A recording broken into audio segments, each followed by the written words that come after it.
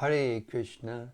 My dear devotees, welcome back to the daily readings of Srila Prabhupada's books, right here in the live studios in Hythe, Kent, Southeast England, just a stone's throw from the English Channel. We hope you're all well and safe and happy and engaged in blissful devotional service, and especially happy to have you to be able to read Srila Prabhupada's books too. It's just getting better and better. It's more ecstatic every day. The reflections are out of this world. Srila Sanatana Goswami compiled the Śrīmad-Bhāgavata Mahima Stotram with the idea to offer 108 obeisances to Krishna Lila in Vrindavan. And when he got to the 107th obeisance, he compiled this stotram, glorifying the Śrīmad-Bhāgavatam, which is the source for us of Krishna's Vrindavan Lila. And it goes like this. Sarva Shastra Nipiyusha Sarva Vedaika Satpala Sarva Siddhanta Ratnaja Sarva Lokaika Drikprada. O nectar from the ocean of all scriptures, singular fruit of all the Vedas, rich mine of the precious gems of all conclusive truths, you are the only giver of sight to all the worlds. Sarva Bhagavata Purāṇa Śrīmad-Bhāgavata Prabho Kali Dvandoditaditya Sri Krishna Parivartita. O life air of all the Supreme Lord's devotees, O Master, Śrīmad-Bhāgavatam, you are the sun risen in the darkness of Kali. You are the exact image of Sri Krishna. Paramananda Pataya Premavarshak Shadayate Sarvada Sarvasevyaya Sri Krishnaya Namostume. I bow down to you who are supremely blissful to read. Your every syllable pours down a flood of prema. You can always be served by everyone. You are Sri Krishna himself. Madeka Bando Matsangin Madguro Man Mahadana Mad Nistadaka Mad Bhagya Mad Ananda Namostute. My only friend, my constant companion, my spiritual master, my great wealth, my savior, my good fortune, my source of ecstasy, I bow down to you. Asadu saduta dayin atini chochata kada hanamun jagadachin mam premna rit ganta yogspura. O bestower of saintliness to the unsaintly, O exalter of the most fallen, please never leave me. Always appear in my heart and my voice with pure love. Om Namo Bhagavate Vasudevaya. Om Namo Bhagavate Vasudevaya. Om Namo Bhagavate Vasudevaya. So we've reached the 10th chapter of the Śrīmad-Bhāgavatam. We've reached the 10th chapter of the second canto of Śrīmad-Bhāgavatam, which is the last chapter in this canto. So Śrukadeva Goswami is again taking up the answering to the questions of Maharaj Parikshit. And we are on text 8. Beginning with text 8. The individual person possessing different instruments of senses is called the Adhyatmic person. And the individual controlling deity of the senses is called Adhidaivik. The embodiment seen on the eyeballs is called the Adhibhautic person. Purport.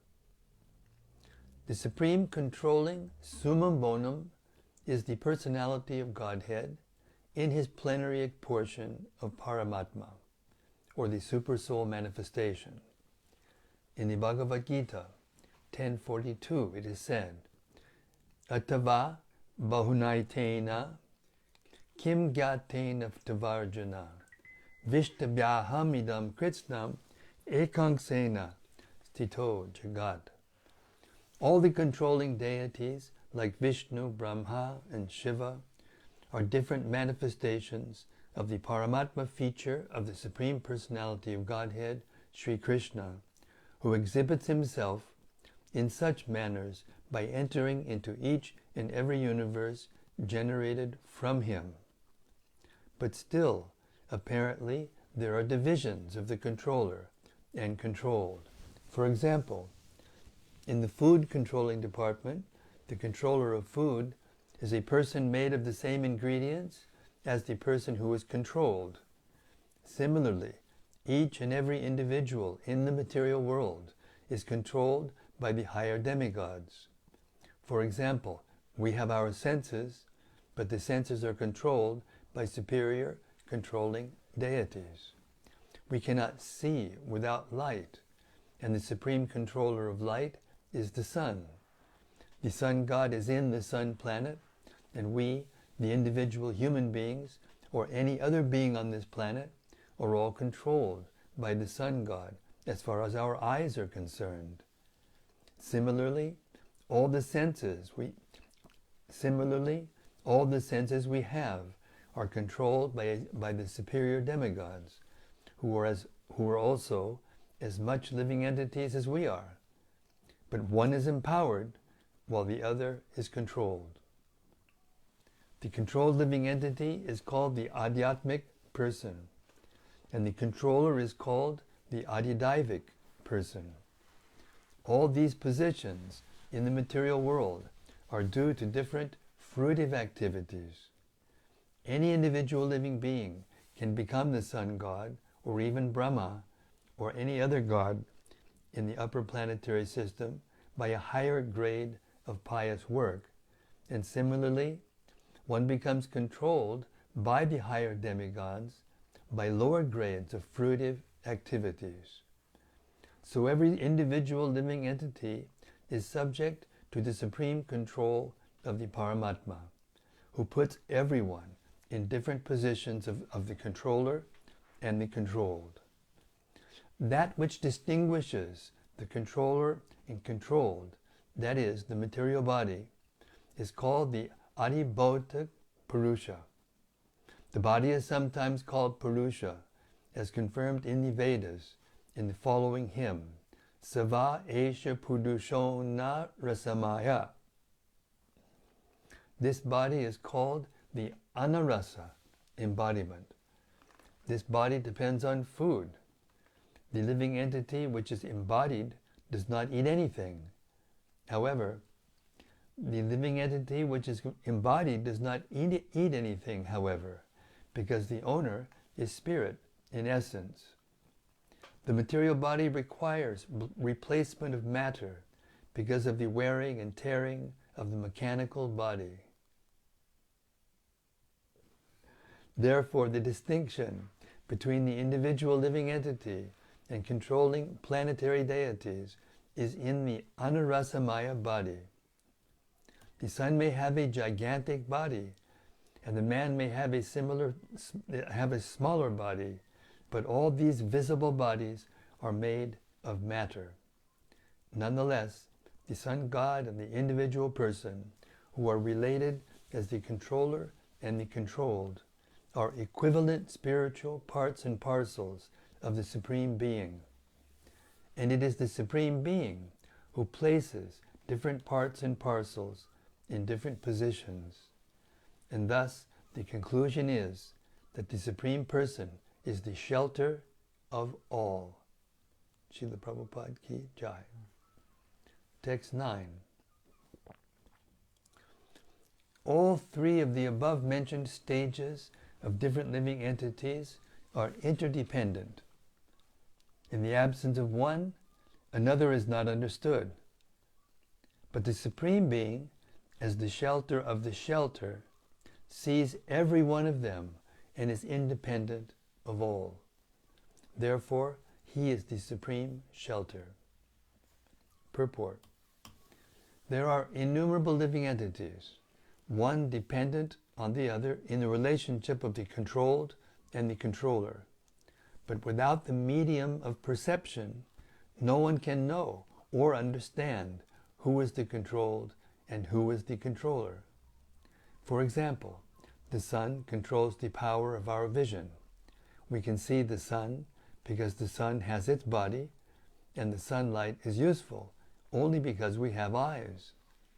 Without our having eyes, the sunlight is useless, and without sunlight, the eyes are useless. Thus they are interdependent. Neither of them is independent. Therefore a natural question arises: who made them interdependent?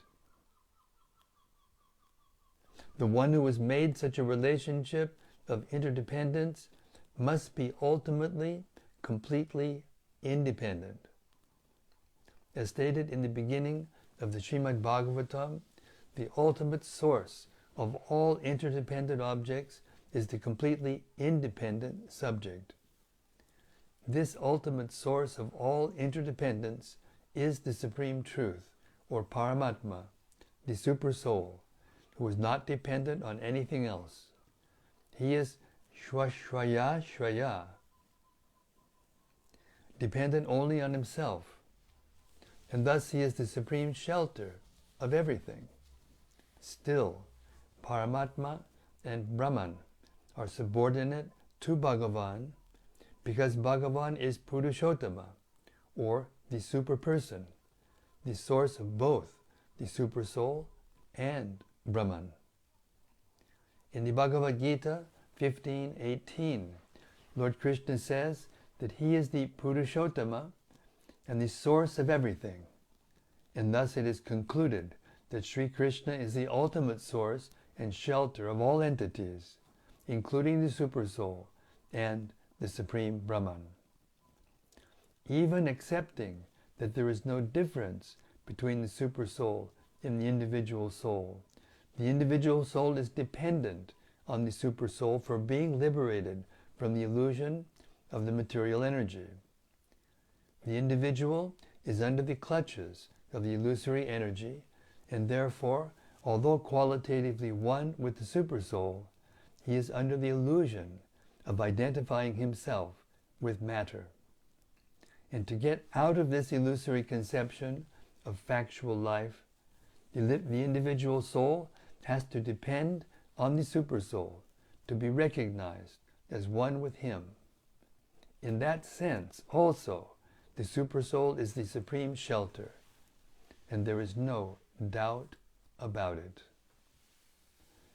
The individual living entity, the jiva, is always dependent on the super soul, Paramatma, because the individual soul forgets his spiritual identity, whereas the super soul, Paramatma, does not forget his transcendental position. In the Bhagavad Gita, these separate positions of the Jivatma and the Paramatma are specifically mentioned. In the 4th chapter, Arjuna, the Jiva soul, is represented as forgetful of his many, many previous births. But the Lord, the Super Soul, is not forgetful. The Lord even remembers when he taught the Bhagavad Gita to the Sun God some billions of years before. The Lord can remember such millions and billions of years, as stated in the Bhagavad Gita 7:26 as follows: Vidaham samatitani vartamanani charjana bhavishyani chabhutani mam tuveda nakaschana. The Lord, in his eternal blissful body of knowledge, is fully aware of all that happened in the past, that which is going on at the present, and also what will happen in the future. But in spite of his being the shelter of both the Paramatma and Brahman, persons with a poor fund of knowledge are unable to understand him as he is. The propaganda of the identity of cosmic consciousness with the consciousness of the individual living entities is completely misleading, because even such a person or individual soul as Arjuna could not remember his past deeds. I'll read that again. The propaganda of the identity of cosmic consciousness with the consciousness of the individual living entities is completely misleading, because even such a person or individual soul as Arjuna could not remember his past deeds, although he is always with the Lord. And what can the tiny, ordinary man, falsely claiming to be one with the cosmic consciousness, know about his past, present, and future? Text 10.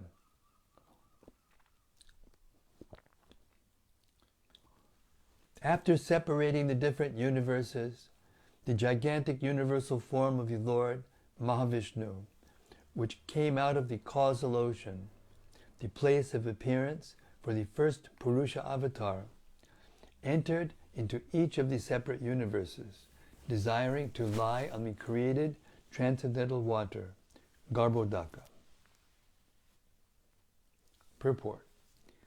After analysis of the living entities and the Supreme Lord, Paramatma, the independent source of all of the living beings, Srila Shukadeva Goswami is now presenting the prime necessity for devotional service to the Lord, which is the only occupational business of all living entities. The Supreme Lord Sri Krishna and all his plenary portions and extensions of plenary portions are non-different from one another, and thus the supreme independence is in each and every one of them. In order to prove this, Shukadeva Goswami, as promised to King Parikshit, describes herein the independence of the Purusha avatar, personality of Godhead, even in the sphere of the material creation. Such activities of the Lord are also transcendental, and therefore they are also Leela, or pastimes of the Absolute Lord. Such pastimes of the Lord are very conducive to the hearers for self-realization in the field of devotional service. Some may argue, why not then relish the transcendental Leela of the Lord as exhibited in the land of Mathura and Vrindavan, which are sweeter than anything in the world? Srila Vishwanath Chakravarti Thakur replies that the pastimes of the Lord in Vrindavan are meant to be relished by advanced devotees of the Lord. Neophyte devotees will misunderstand such supreme transcendental activities of the Lord, and therefore the Lord's pastimes in the material sphere related to creation, maintenance, and destruction are verily relishable by the Prakrita Bhaktas, or mundane devotees of the Lord. As the yoga system mainly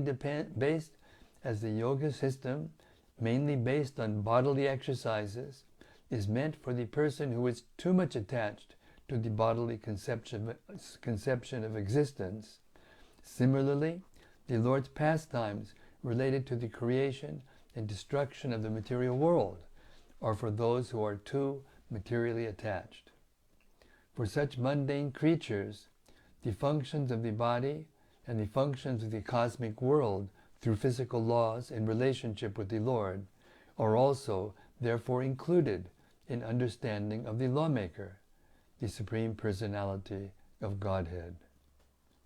The scientists explain the material functions by so many technological terms of material law, but such blind scientists forget the lawmaker. The Śrīmad-Bhāgavatam points out the lawmaker.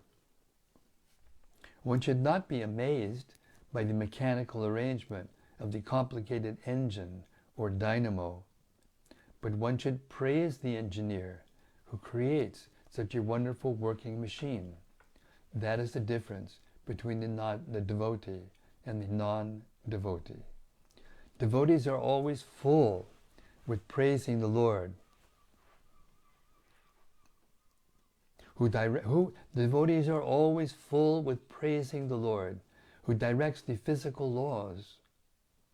In the Bhagavad Gita 9:10, the direction of the Lord upon the living nature is described as follows: Maya yakshena prakriti suyate sachadachadam hetunani nakonteya jagad viparivartate.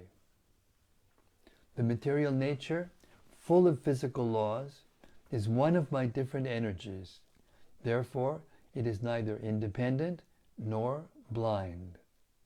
Because I am transcendentally all-powerful, simply by my glancing over material nature, the physical laws of nature work so wonderfully. The actions and reactions of the physical laws work on that account, and thus the material world is created, maintained, and annihilated again and again.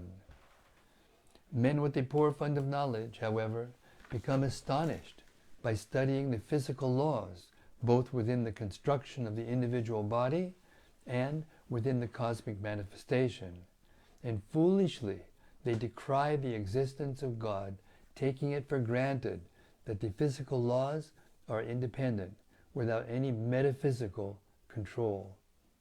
The Bhagavad Gita 9:11 replies to this foolishness in the following words: Avajananti mam mudha manushim tanamashritam padam bhavamajananto mama bhuta maheshwaram.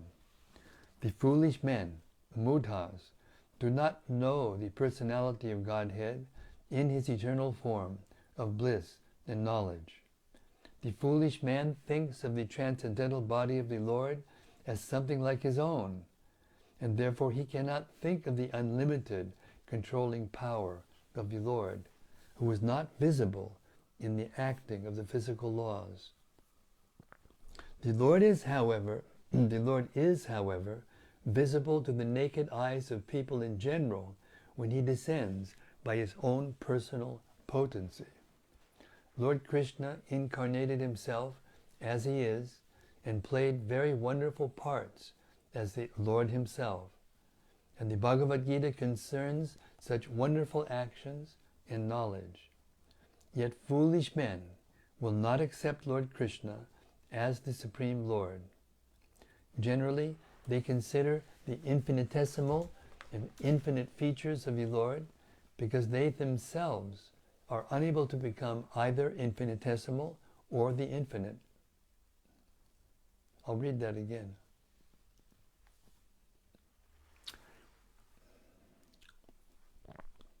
Bhagavad Gita concerns such wonderful actions and knowledge.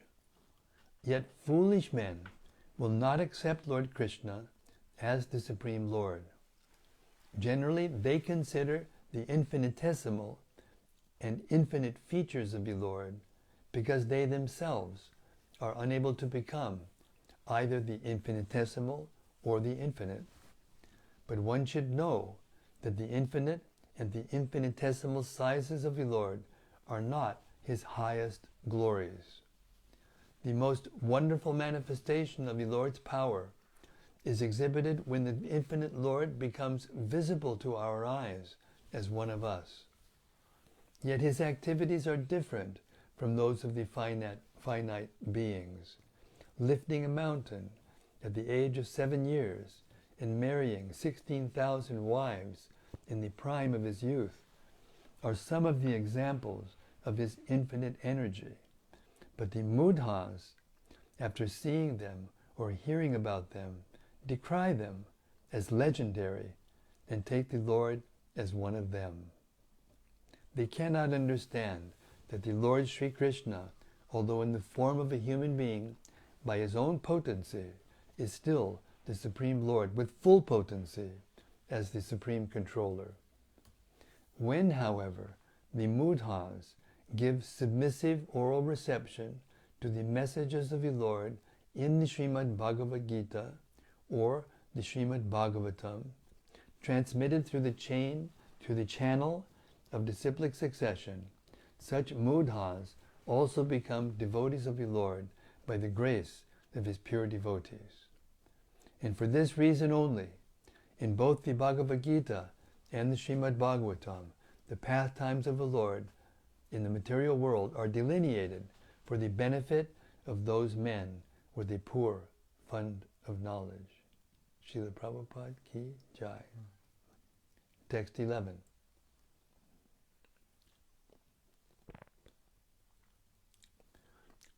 That Supreme Person is not impersonal, and therefore is distinctively a Nara, or person.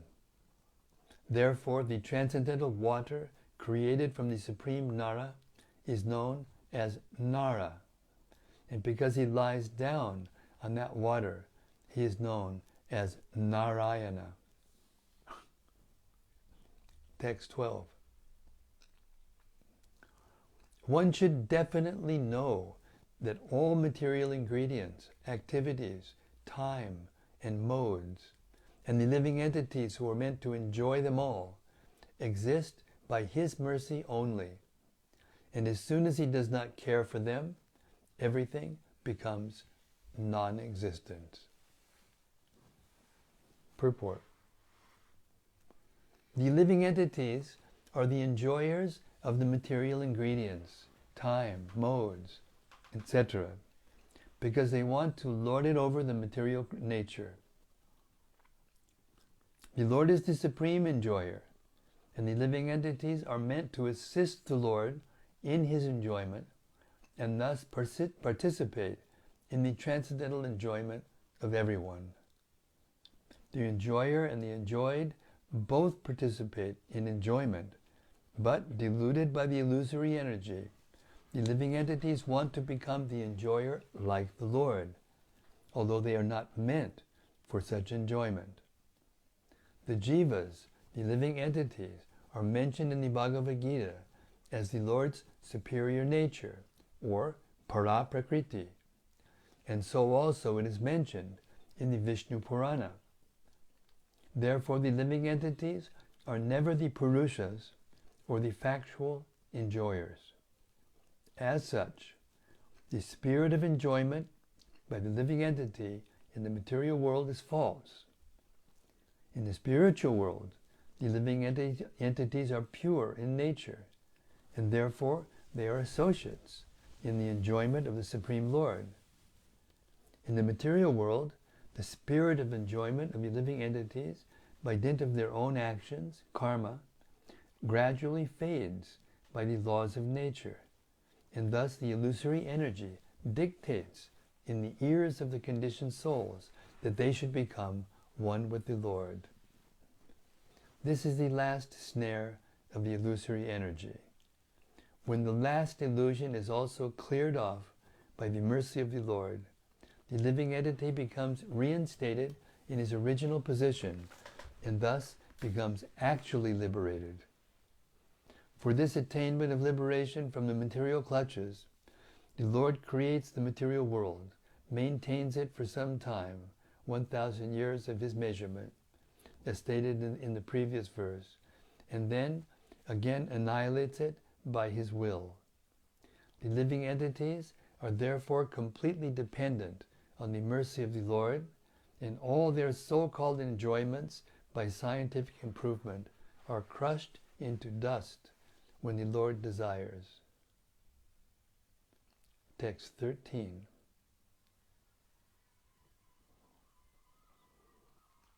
The Lord, while lying on his bed of mystic slumber, generated the seminal symbol, golden in hue, through his external energy, out of his desire to manifest varieties of living entities from himself alone.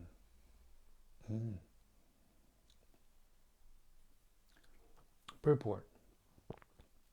In the Bhagavad Gita 9, 7, and 8, the creation and annihilation of the material world are stated as follows.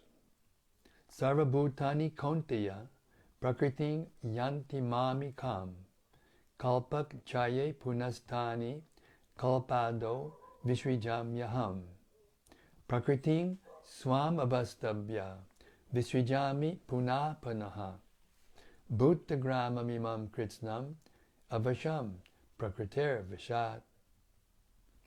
At the end of each millennium, the creative forces, namely the material nature and the living entities who struggle in the material nature, all merge together into the transcendental body of the Lord. And again, when the Lord desires to manifest them, all of them are again displayed by the Lord. Therefore, the material nature is working under the control of the Lord. All manifestations under the agency of material nature and under the control of the Lord are thus repeatedly created and annihilated by the will of the Lord. Therefore, before the creation or manifestation of the material cosmic world, the Lord exists as total energy, Maha Samishti, Maha Samashti, and thus desiring himself to be diffused into many, he expands himself further into the multi-total energy, Samasti. From the multi-total energy, he further expands himself into individuals in 3 dimensions, namely Adhyatmic, Adhidaivic, and Adhibhautic, as explained before, Vyashti. As such, the whole creation and the creative energies are non-different and different simultaneously.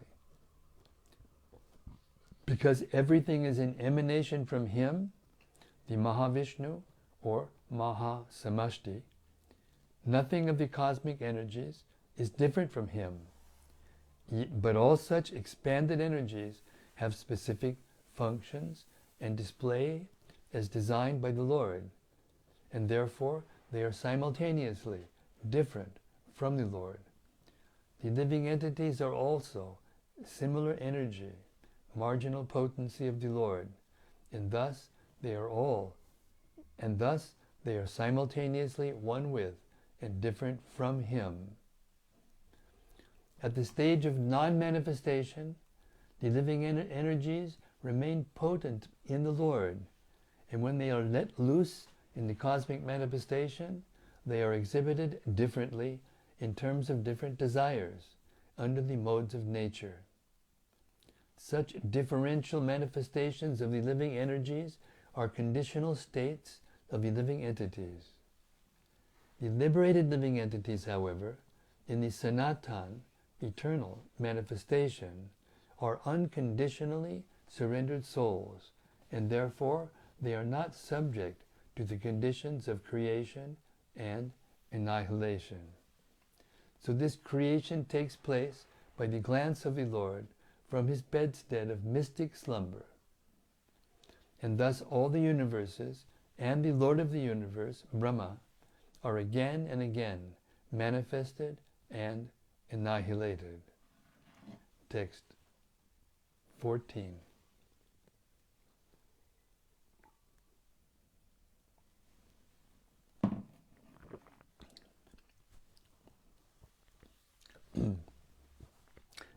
Just hear from me how the potency of his lordship divides one into 3, called the controlling entities, the controlled entities, and the material bodies, in the manner mentioned above.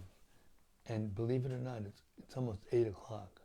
I mean, it's unbelievable how quickly the time is going when we read. That's 25, half an hour, 35, 40 minutes. Okay, we're going to start from this verse again, 14, tomorrow. Because it's a good starting place. And we'll end our reading for tonight, now, and pray that the devotees out there in cyberspace are there and that they have reflections on what they heard to share with us and relish.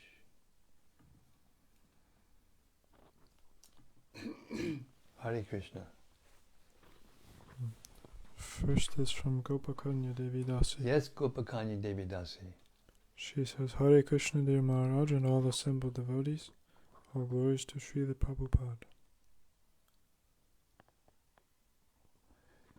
Jai Srila Prabhupada.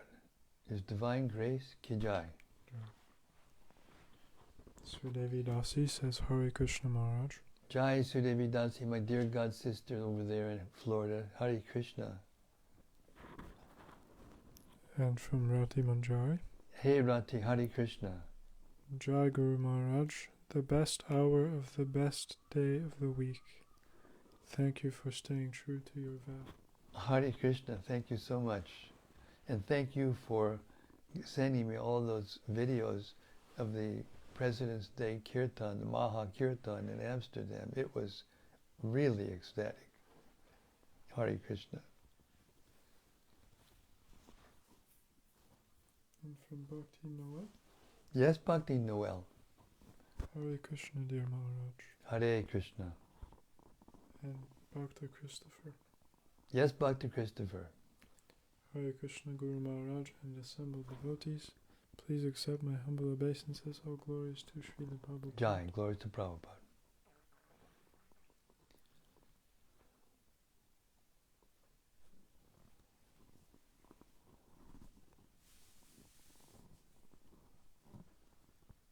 What can I say? Except that you were all very sensitive, and I think I'll wait for just a minute to see if there are more reflections. Let's see.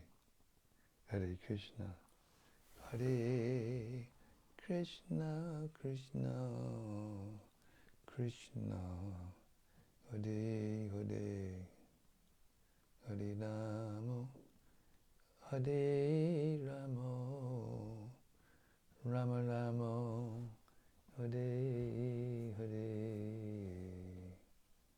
Hare Krishna, Hare Krishna, Krishna, Krishna, Hare Hare, Hare Rama, Hare Rama,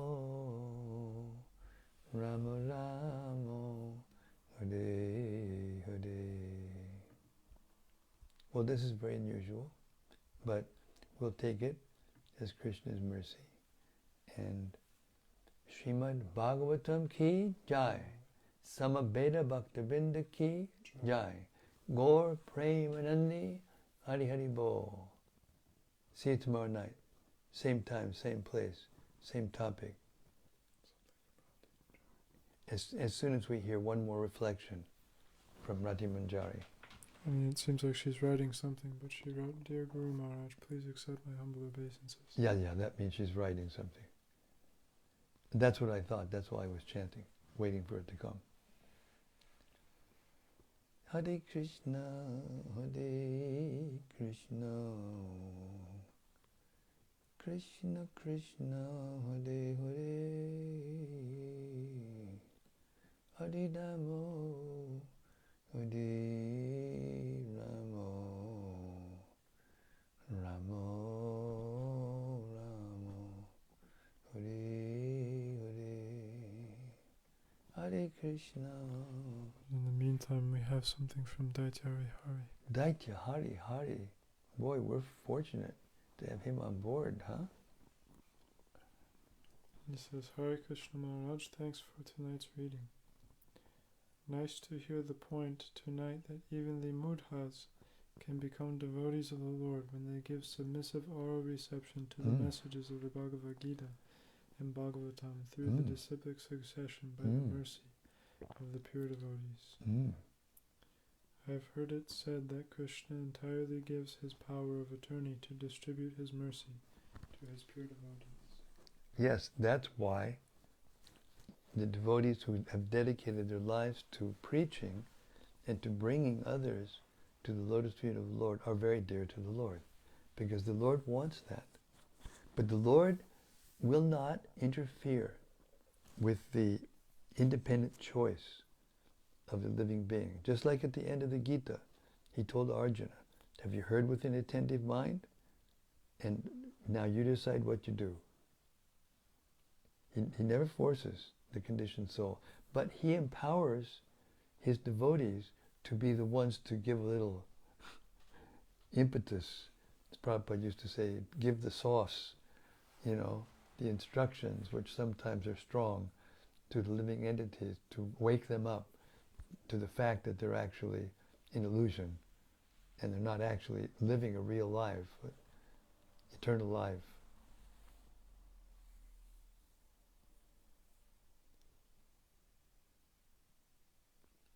Hare Krishna. From Rati Manjari. Yes, Rati.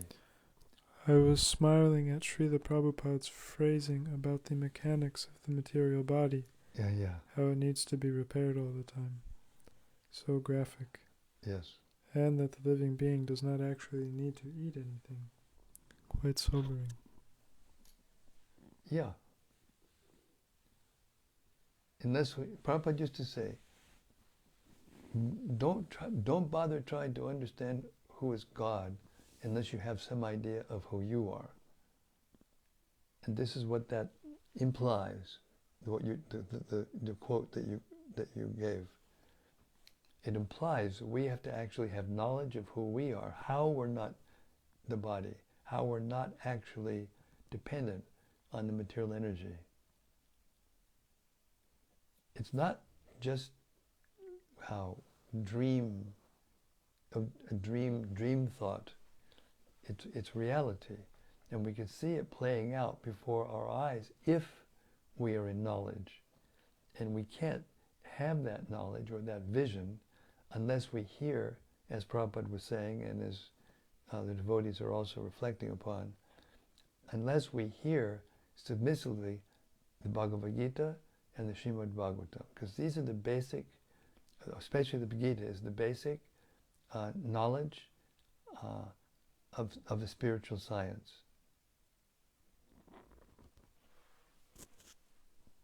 The difference between the body and the soul. And then later, the difference between the soul and the super soul, the controller of both.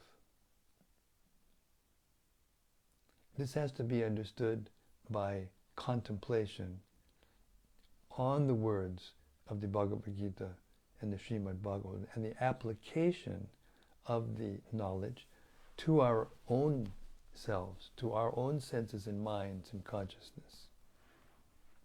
Then we can see things as they are. So this is the reason for all this detailed knowledge of the creation and the relationship, you know, and the demigods and the senses and how they're all, you know, being controlled by different demigods. This knowledge is meant to detach us from the idea, from the conception, from the material conception that we are material by nature, by constitution. We're not material by constitution. We're spiritual. And we know it. We know it because we've lived in this body for long enough to know that the body keeps changing, but the soul, the person, stays the same person. With contemplation, with study of oneself, through this knowledge of the Gita and the Bhagavatam, then we can see it for ourselves by the mercy of the Lord, who is in the heart. And when he sees that we're beginning to be interested in understanding about the soul and about him, turning our heads back to him, then he helps us. It seems inconceivable how we could become detached from this material nature. Luckily for us, we don't have to do it ourselves. We can't. We can't control the material nature. We just heard, Maya Jakshina Prakriti Suyate Sachiracharam.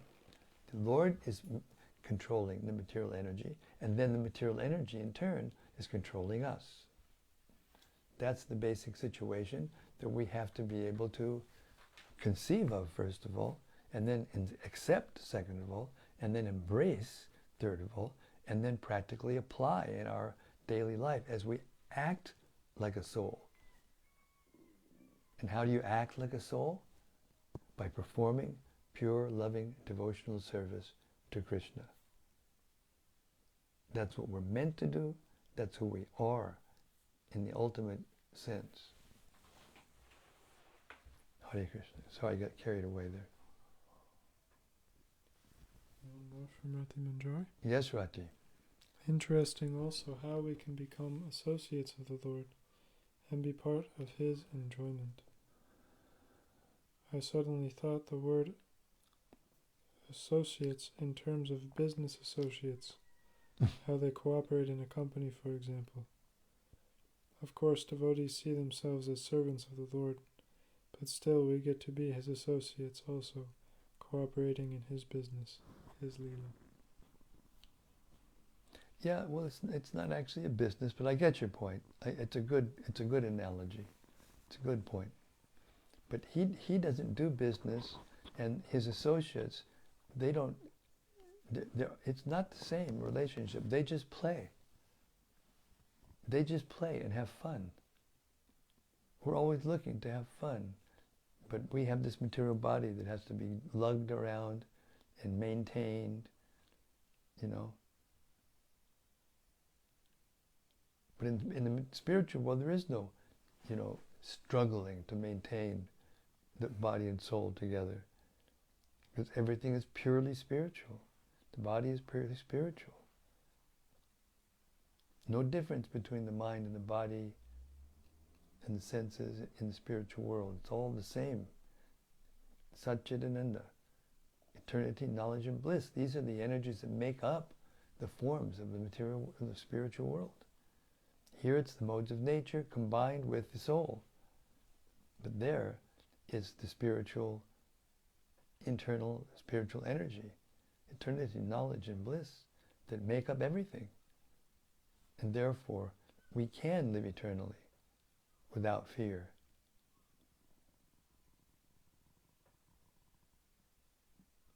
Hare Krishna. Sorry, getting carried away again.